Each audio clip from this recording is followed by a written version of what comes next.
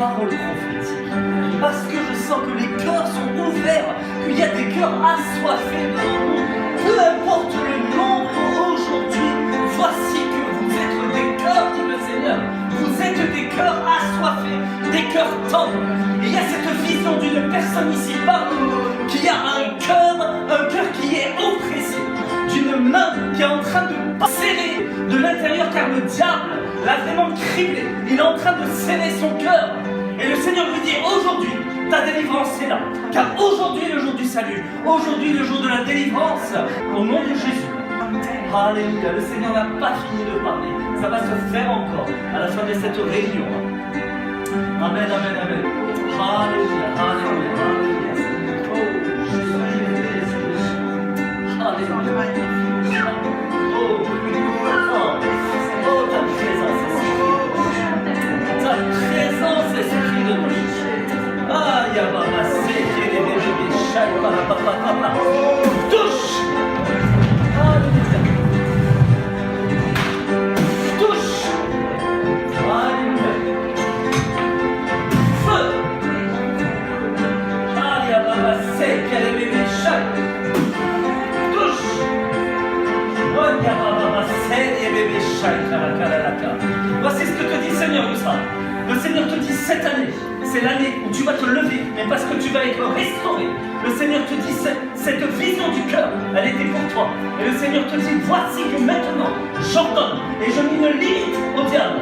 Le Seigneur te dit, maintenant il lâche son cœur et cet esprit d'oppression s'en va maintenant au nom de Jésus. Cette année est une année de délivrance.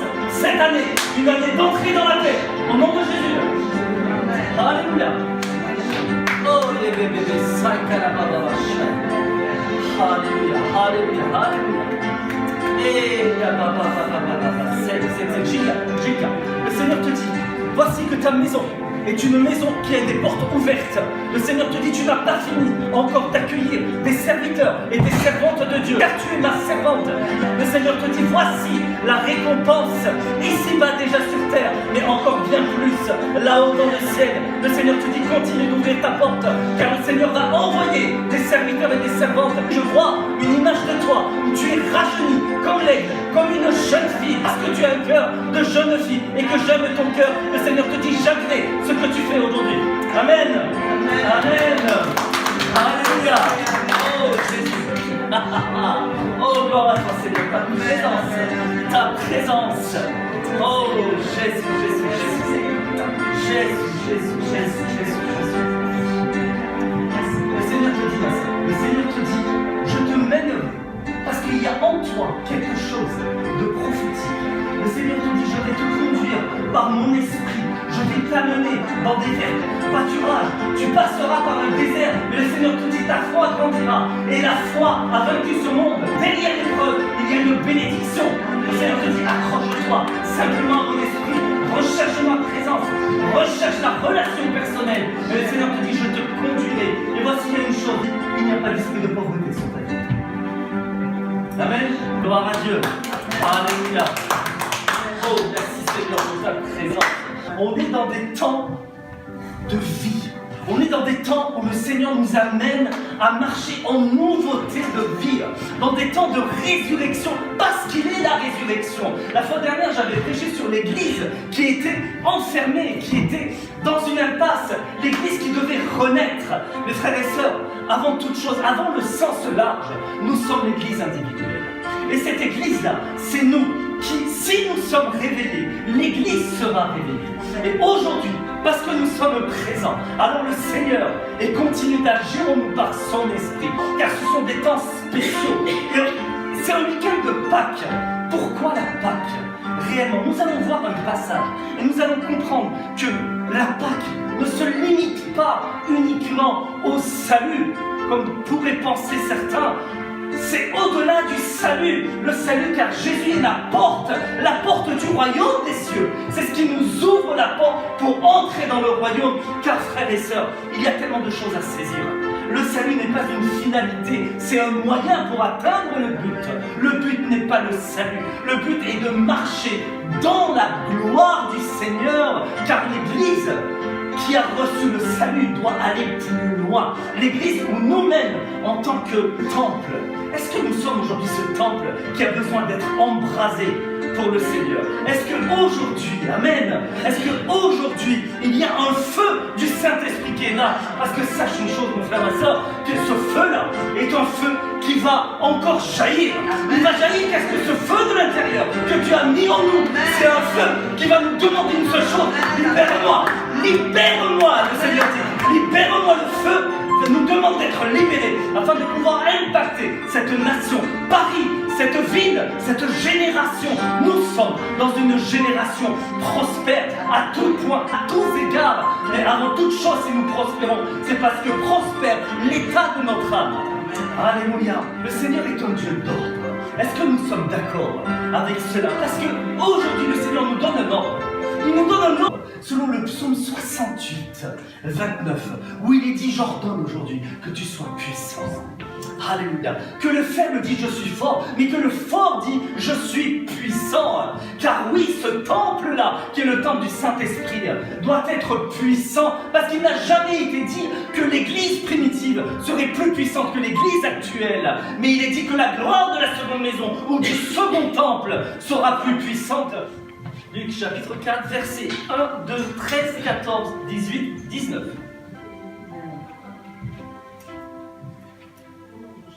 Jésus, rempli du Saint-Esprit, revint du Jourdain. Il fut conduit par l'Esprit dans le désert, où il fut tenté par le diable pendant 40 jours.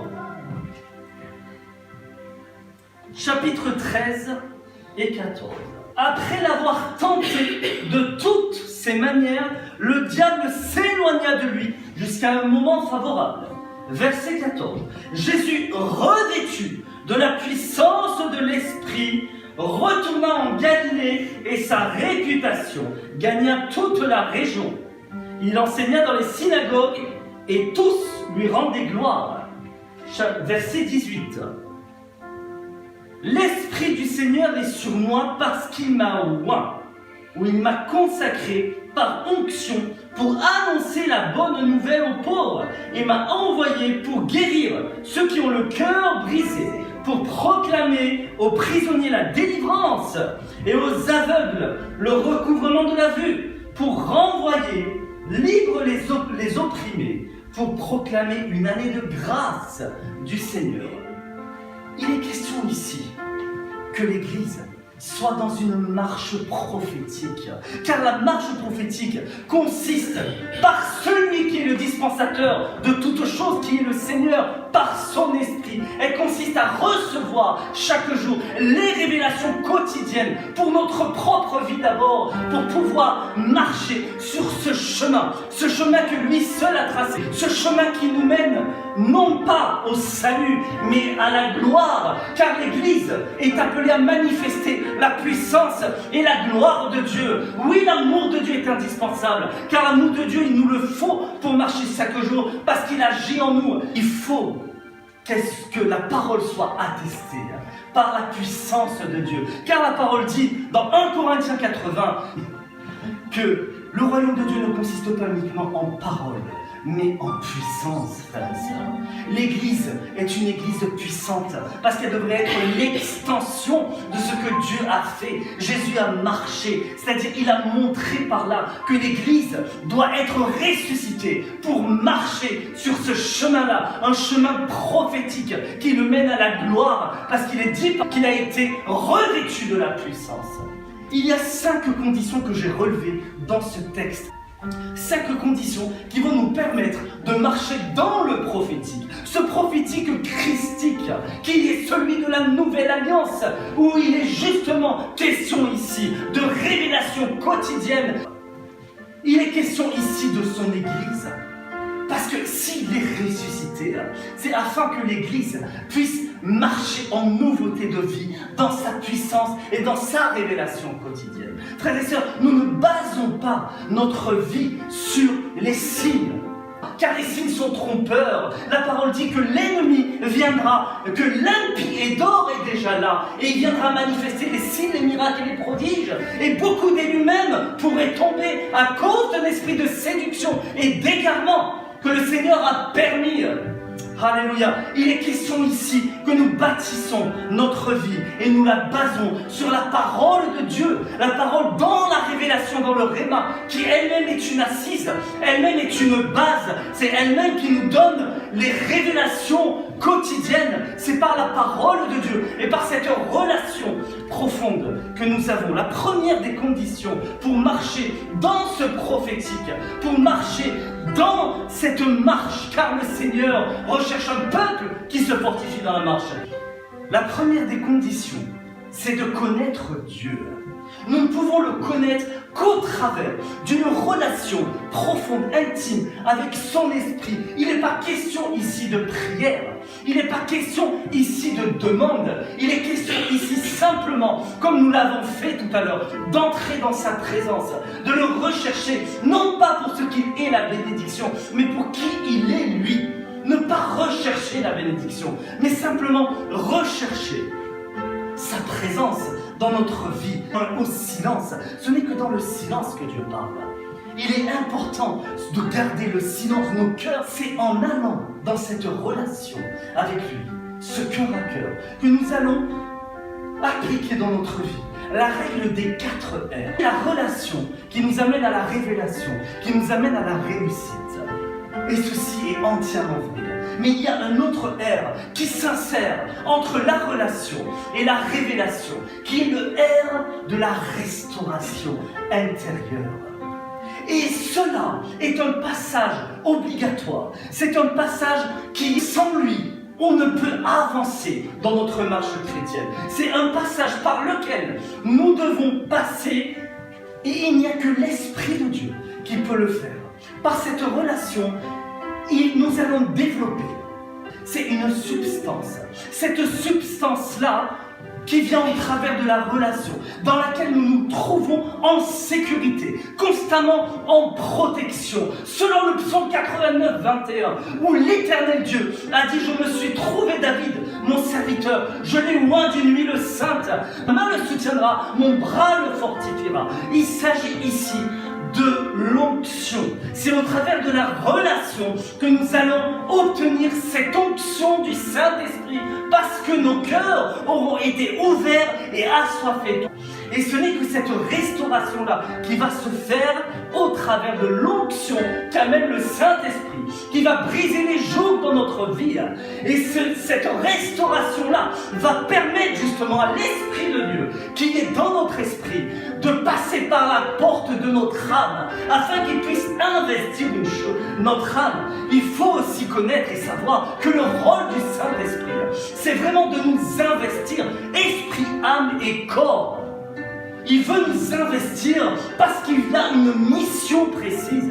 C'est de nous conduire dans la gloire du ressuscité. À partir de cet instant-là où tu marches dans la gloire du roi des rois, tu n'es plus un serviteur, tu n'es plus un ami, mais tu as atteint un autre stade où il n'y a que ces enfants qui sont conduits par son esprit. C'est le stade de fils et de filles de Dieu. L'Esprit de Dieu est en nous afin qu'il puisse nous amener dans la gloire du Seigneur et afin que nous puissions atteindre cette maturité spirituelle. Et le Seigneur n'exclut pas.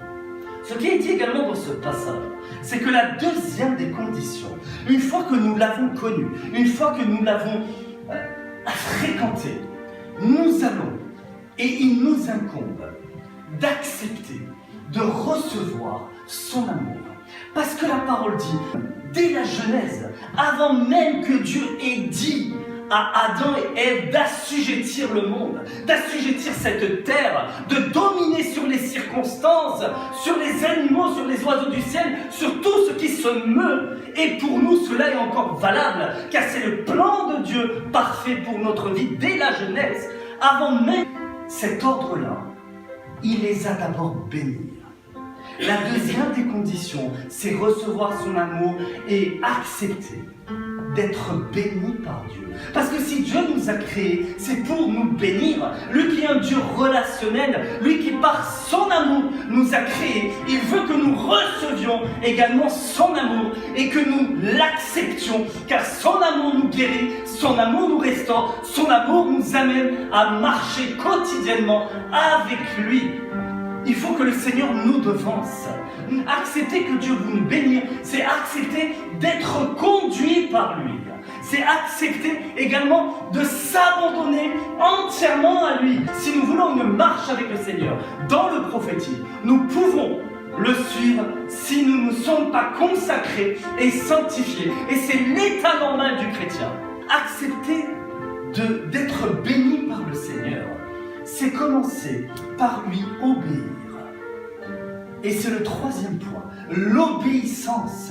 Car nous sommes conduits par son Esprit Saint, mais dans l'obéissance. Et la première des obéissances, c'est le passage par les eaux du baptême.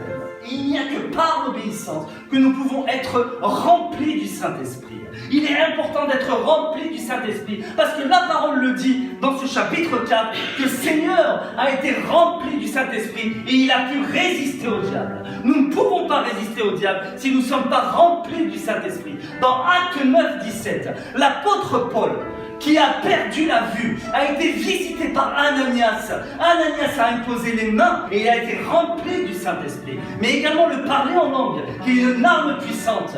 Le parler en langue nous édifie d'être rempli du Saint-Esprit. Et pour être rempli du Saint-Esprit, à ce moment-là, nous pouvons résister au diable. Car le Seigneur a dit qu'il a résisté. Et l'un des premiers passages, le premier chemin par lequel le Seigneur nous fait passer par son Esprit, puisqu'il est dit qu'on a été conduit par l'Esprit de Dieu. Et par son Esprit, il nous mène dans un passage, un chemin où l'Esprit de Dieu ne t'a même pas demandé ton avis, mais il t'a carrément plongé dans cette école sans prescription, qui est l'école de l'épreuve dans le désert. Nous passons par un désert. Une fois que nous sommes dedans, dans le désert, que nous apprenons à dépendre que de Dieu. Ce n'est que dans le désert que nous apprenons à nous en sortir. Ce n'est que dans le désert que nous fréquentons encore plus le Saint-Esprit. Parce que nous allons brider notre chair. Parce que nous allons dans le désert avoir faim et avoir soif et ne pas trouver d'oasis, si ce n'est que celle du Seigneur par son Esprit Saint. Car il est dit que des fleuves jaillissent de lui et que celui qui boira de son eau n'aura plus jamais soif. Mais c'est une soif qui est étanchée par lui. Mais Seigneur, aujourd'hui j'ai envie de dire, nous l'avons trouvé, mais nous sommes toujours encore à sa recherche. Car le Seigneur, lui, il nous remplit chaque jour. L'onction qu'il a mise en nous, elle est éphémère. On se vide pour se remplir de lui chaque jour. Nous devons aller vers lui. L'onction est un passage obligé, comme je l'ai dit. Mais l'onction n'est pas le but à atteindre. Elle est éphémère, puisqu'elle s'en va de nous chaque jour. Et à cet instant-là, si le Seigneur, comme il a dit dans sa parole, dans Deutéronome 30:15, où il a dit « J'ai mis devant toi deux chemins, la vie et la mort, choisis la vie. » Et si nous choisissons la vie, c'est celle que Dieu veut pour nous, car lui seul, qui est la résurrection et la vie, il va nous conduire sur ce chemin de gloire qu'il a pour nous, par son Esprit Saint, bien évidemment. Il n'y a que le Saint-Esprit qui a commencé l'œuvre en nous, et il n'y a que le Saint-Esprit qui a permis au Père et au Fils de mettre notre demeure en nous, afin qu'il puisse nous conduire sur ce chemin dans le désert.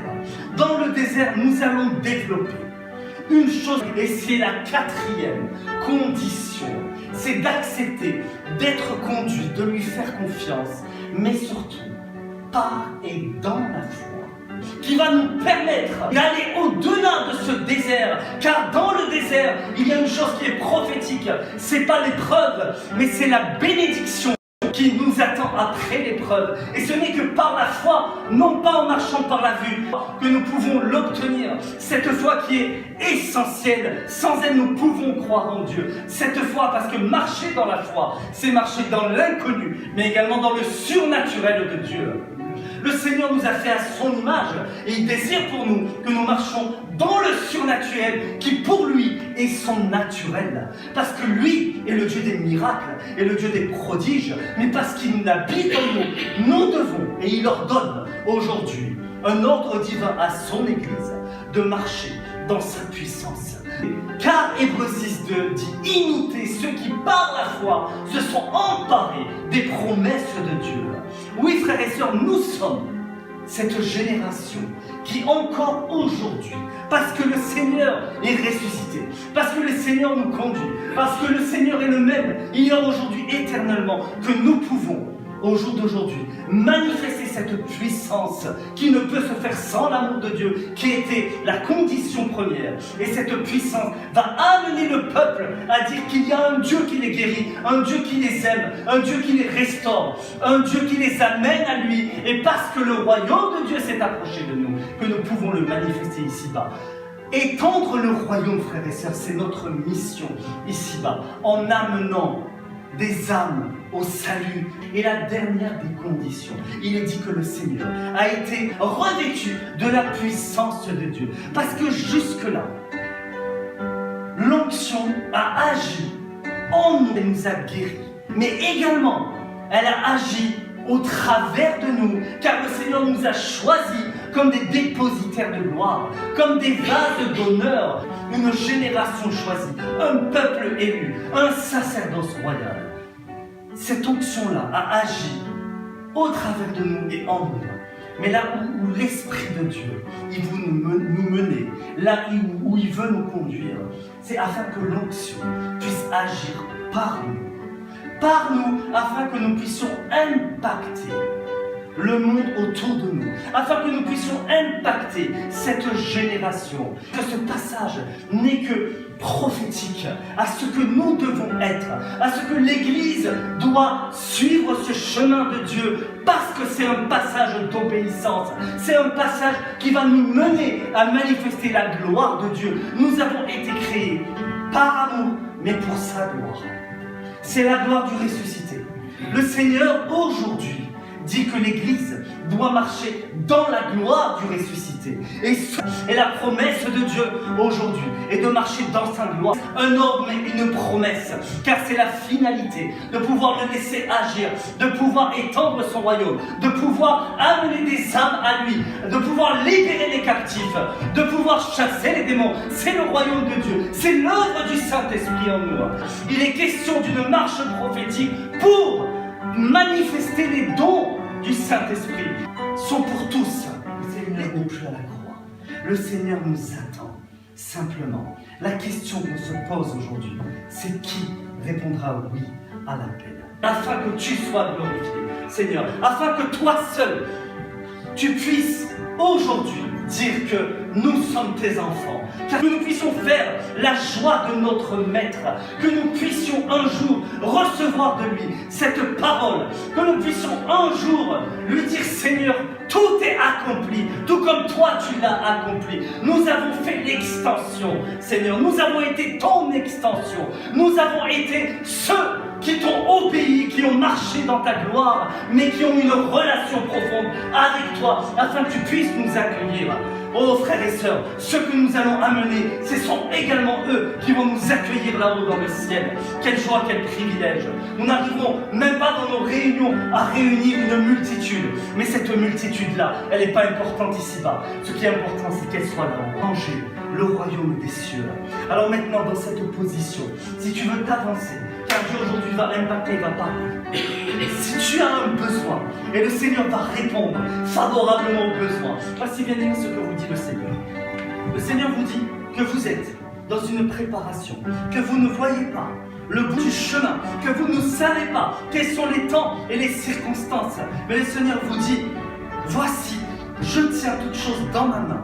Et ce n'est qu'en couple que le Seigneur va vous mener. Le Seigneur vous dit, renforcez-vous mutuellement dans la prière, dans la louange, dans sa présence.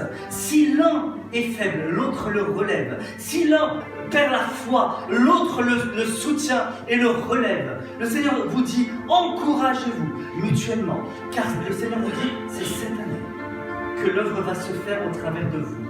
C'est cette année, préparez-vous. Simplement, préparez-vous, car le temps est proche. Le Seigneur vous dit, vous ne voyez pas, mais les choses sont en train d'avancer. Le Seigneur vous dit, votre œuvre et vos efforts ne sont pas en vain, car j'ai vu vos prières, je les ai entendues. J'ai recueilli vos larmes, ce que vous avez semé avec larmes, vous récolterez avec chant d'allégresse. Le Seigneur vous dit, ne vous inquiétez de rien, ayez simplement foi. Foi et confiance en moi, car j'ai une date pour cette œuvre-là. Et elle vous sera prophétisée, déjà dans vos cœurs confirmés, mais prophétisée par une personne qui ne vous connaît pas du tout, que j'enverrai et qui vous dira et vous prophétisera qu'aujourd'hui, c'est le temps de commencer cette œuvre. Amen.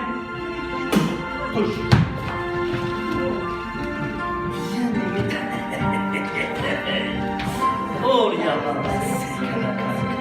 la foi, tout comme la foi est communicatrice, tout comme l'onction prophétique est communicatrice. Oh, le Seigneur te dit, ne retiens pas la prophétie, ne retiens plus la prophétie. Le Seigneur te dit, tout ce que je mets dans ta bouche, ouvre et prophétise. Prophétise, car le Seigneur te dit, c'est mes paroles que je mets dans ta bouche et que j'ai déjà mis ce feu dans ton cœur. Le Seigneur te dit, prophétise de ma part. Tout ce que je te demanderai de dire, dis-le. Voici, c'est le temps que par les prophéties qui vont sortir de ta bouche, tu vas élever, tu vas exhorter, tu vas consoler et tu vas amener des âmes à moi. C'est le désir que j'ai mis dans ton cœur, c'est le désir que tu avais et aujourd'hui ce désir ressort. Ne néglige pas ce don, on a essayé de t'étouffer, mais le Seigneur te dit, je libère sur ta vie maintenant l'onction prophétique, je libère sur ta vie l'onction prophétique au nom de Jésus, au nom de Jésus. Touche. Voici ce que Dieu te dit. Ce n'est que par des blessures intérieures que tu t'es tourné vers la chair et que mon esprit est encore là. Voici, je t'attends. J'ai besoin, le Seigneur te dit, de ton amour. J'ai besoin que tu viennes à moi, car j'ai besoin encore de te conduire sur ce chemin que j'ai tracé pour ta vie, pour ta destinée. Le temps n'est pas passé, le temps est encore là. Accroche-toi simplement à moi, accroche-toi, car voici, je te conduirai, voici, tu vas développer cette relation et je te parlerai quotidiennement. Ne lâche rien. Laisse simplement ton passé, remets ton incapacité, remets ta timidité au pied de Jésus. Et voici le Seigneur te dit, je prends en charge, je te prends en charge, te dit le Seigneur, car ton fardeau jusque-là a été lourd. Mais voici que moi je te décharge, aujourd'hui je te décharge.